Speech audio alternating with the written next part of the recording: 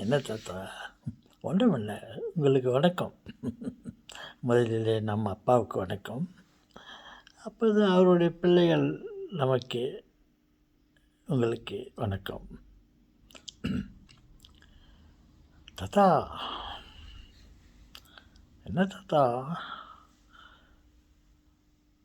இப்போ நாட்டு தலைவர்கள் எல்லாம், உலகத் தலைவர்கள் எல்லாம், உலக நாட்டுகளின் தலைவர்கள் எல்லாம்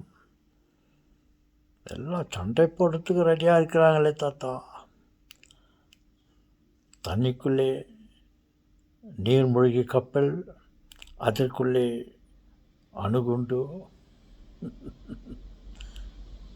சில முக்கியமான இடங்களிலெல்லாம் பீரங்கிகள், வெடிகுண்டுகள் உழைத்து அழிப்பதற்கு தேவையான ஆயுதங்களை வைத்து கொண்டிருக்கிறார்களே தாத்தா. இந்த பக்கம் ரஷ்யா, இந்த பக்கம் அமெரிக்கா, அவங்களுக்குள்ளேயே சண்டை வர்ற மாதிரிலாம் இருக்குது. அவனுக்கு சப்போர்ட்டு 4 பேர், இவனுக்கு சப்போர்ட்டு 7 பேர். என்ன தாத்தா இது? ஆம் செல்வங்களே, நானும் கவனித்து கொண்டு வருகிறேன். வியாபாரம் என்ற முறையிலும் ஒருவனுக்கு ஒருவன் உதவி செய்கிற என்ற பேரில் ஆயுதங்களும்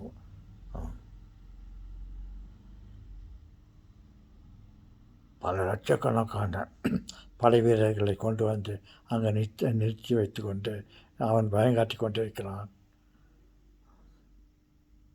என் செல்வங்களே,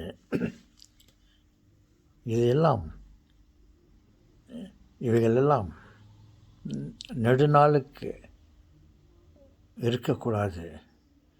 இவர்களை அமெரிக்காவில் ட்ரம்ப், இந்த பக்கம் ரஷ்யாவில் அவர், ஜப்பானில் இவர்,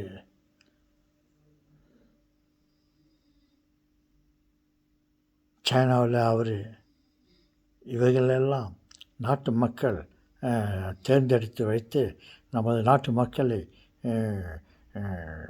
பத்திரமாக வழிநடத்த வேண்டும் என்று ஒரு தலைவனை தேர்ந்தெடுத்து வைத்து கொண்டிருந்தால், இவர்களெல்லாம் ஒருத்தருக்கு ஒரு சண்டை போட்டுக்கொண்டு, ஒருத்தருக்கு ஒருத்தர் சண்டை போடுறதுக்கு உதவி செய்து கொண்டு, ஒருத்தருக்கு ஒருத்தர் நான் நீயா பார்க்கலாம் சொல்லி சண்டை போட்டுன்னு, இவனுங்க சண்டை போட்டுக்கினா பரவாயில்ல, உலக மக்கள் எல்லாம் பாதிக்கப்படுகிறார்களே, உலக மக்கள் எல்லாம் பாதிக்கப்படுகிறார்களா? இதற்காகவா அவர்களை நாம் தேர்ந்தெடுத்து வைத்திருக்கிறோம்? மக்கள் நலன் காக்க வேண்டும், மக்களுக்கு உணவு வேண்டும், மக்களுக்கு தேவையான அத்தியாவசியமான பொருட்களை எல்லாம் கொடுத்து ஒரு வீட்டுக்கு ஒரு அப்பாவும் போல் அவன் இருப்பார்கள் என்று பார்த்தால், அவர்களெல்லாம் சந்தோஷத்துக்கும் வைராக்கியத்துக்கும் இல்லை பிரிஸ்டேஜுக்கும் மற்ற அவனுடைய பலத்தை காட்டிக் கொள்வதற்காக நாடுகளுக்குள்ளே சண்டையை ஏற்படுத்தி கொண்டு அழிப்பு பாதையில் உலக மக்களை அழிக்க பார்க்கிறார்களே. முதலில் இவன்களை நாம் அந்தந்த நாட்டு மக்கள் சேர்ந்து அவர்களை முதலில் கொல்ல வேண்டும். நாட்டு மக்களை காப்பதற்காக அவர்களை நாட்டு மக்கள் தலைவர்களாக வைத்தால், நாட்டு இவன்களுக்குள்ளே சண்டை போட்டுக்கொண்டு நாட்டு மக்களுக்கு சேதத்தை ஏற்படுத்தி முயன்று கொண்டிருக்கிறார்களே. இவர்களெல்லாம் இருக்கக்கூடாது. இவர்களெல்லாம் அந்த பதவியிலிருந்து நாம் எடுத்து எரிந்து விட வேண்டும். நல்ல மனிதர்களை நாட்டு தலைவர்களாக அமைத்து இந்த நாட்டு மக்களுக்காக அவர்கள் உழைக்கும்படி நாம் முயற்சி செய்ய வேண்டும். ஏதோ சில நல்ல காரியங்களை செய்வார்கள் என்று அவர்களை தேர்ந்தெடுத்து நாட்டு தலைவர்கள் என்று வைத்து கொண்டிருந்தால், அவர்கள் தன்னுடைய சொந்த காரியங்களுக்காகவும் அவங்க பிரிஸ்டேஜுக்காகவும் இந்த உலகத்தையே நான் தான் பெரியவன், நீ தான் பெரியவன் என்ன அவனை சண்டை போட்டுக்கிறதுக்கு ஆகவா நாம் உலக நாட்டுகளின் தலைவர்களாக அவர்களை தேர்ந்தெடுத்து வைத்து கொண்டு இருக்கிறோம். நாம் எல்லோரும் இறைவனிடம் மன்றாட வேண்டும். இறைவா, எங்களுக்கு ஒரு நல்ல தலைவனை கொடுங்கள். எங்களை பாதுகாப்பதற்கு வீட்டுக்கு ஒரு அப்பா இருப்பதைப் போல இந்த நாட்டுக்கு ஒரு நாட்டுக்கும் அப்பாவுக்களாக இருக்கும்படியாக நாம் அவர்களை தேர்ந்தெடுத்து வைத்து கொண்டிருந்தால் இவர்கள் அழிவு பாதையில் நாட்டை கொண்டு செல்கிறார்கள். இறைவா, இவர்களுக்கு நல்ல புத்தியை கொடுங்கள். இறைவா, இவர்களும் நல்வாகத்தான் வாழ வேண்டும். நம்மை போல் அவர்களும் சந்தோஷமாகத்தான் இருக்க வேண்டும் என்று நாம் ஆசைப்படுகிறோம். உலக மக்கள் எல்லோரும் ஆசைப்பட்டு கொண்டு இருக்கிறோம்.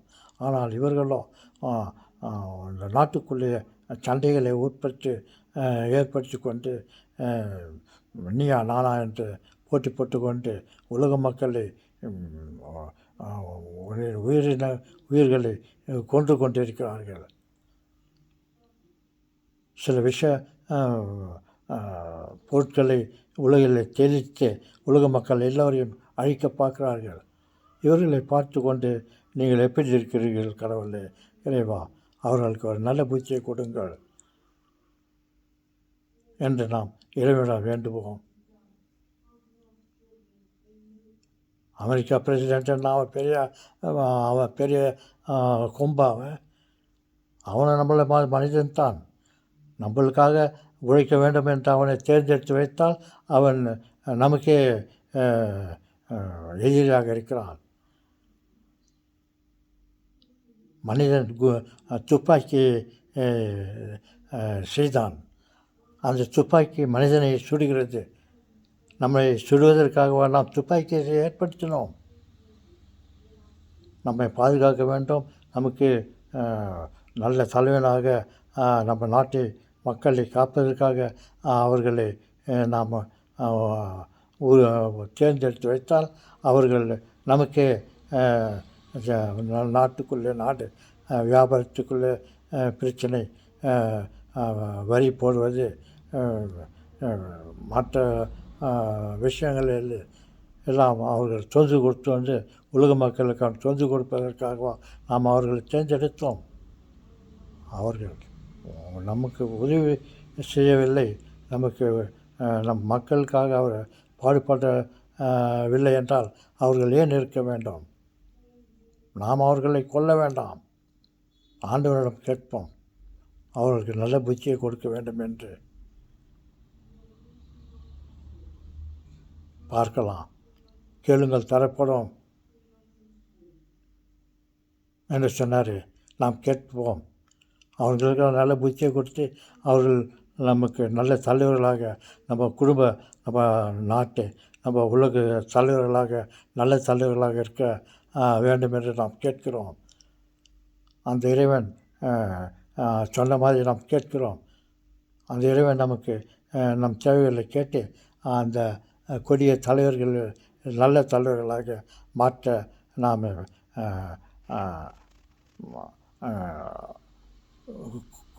அவர்களை கேட்டுக்கொள்கிறோம். இறைவனை கேட்டுக்கொள்கிறோம். அவர்களெல்லாம் அழைத்து விடுங்கள் இறைவா, அவர்கள் இருப்பது தேவையில்லை அப்படின்று நாம் கேட்கவில்லை. அவர்களுக்கு நல்ல புத்தியை கொடுத்து அவர்களும் அவர்கள் குடும்பத்தோடு சந்தோஷமாக இருந்து கொண்டு நம்மை பாதுகாக்க அவர்களுக்கு புத்தியை கொடுங்கள் இறைவா என்று கேட்போம். நாட்டில் பல பிரச்சனைகள் இருக்கிறது என்றால் அதையெல்லாம் நல்ல விதமாக அவர்கள் வழிநடத்த இறைவா நீதான் அவர்களுக்கு ஞானத்தை கொடுக்க வேண்டும். பழையதையெல்லாம் ஒவ்வொரு நாட்டுக்காரரும் மறந்துவிட்டு அத்தனை நாட்டு தலைவர்களும் ஒன்று சேர்ந்து அவர்களெல்லாம் மக்களுக்கு நல்லது செய்ய வேண்டும் என்று அவர்கள் தீர்மானம் எடுத்து இந்த உலக மக்களை நல்ல முறையில் நடத்த அவர்களுக்கு வழி செய்ய வேண்டும் என்று இறைவா உம்மை கேட்கிறோம்.